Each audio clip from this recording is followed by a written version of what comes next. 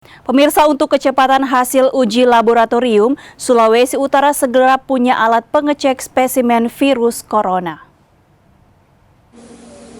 Mempercepat penanganan pasien yang diduga terpapar virus corona atau COVID-19, Balai Teknik Kesehatan Lingkungan dan Pengendalian Penyakit Kelas 1 Manado, di bawah Dirjen Pengendalian dan Pencegahan Penyakit Kemenkes Republik Indonesia, bakal memiliki alat pengetes atau uji untuk spesimen virus corona.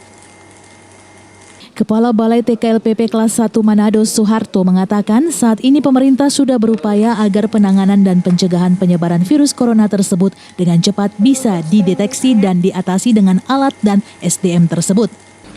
Memang ada rencana ke depannya bahwa semua BTKL, seluruh Indonesia ada 10 BTKL dan balai besar itu diharapkan punya kemampuan untuk melakukan pemeriksaan spesimen di tempat masing-masing.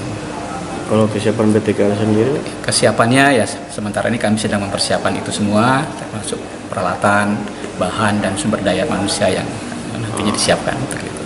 Ketersediaan alatnya sendiri? Alatnya sementara ini juga dalam rangka persiapan menuju ke sana. Tapi sudah siap. Ya, kita insya Allah kita siap.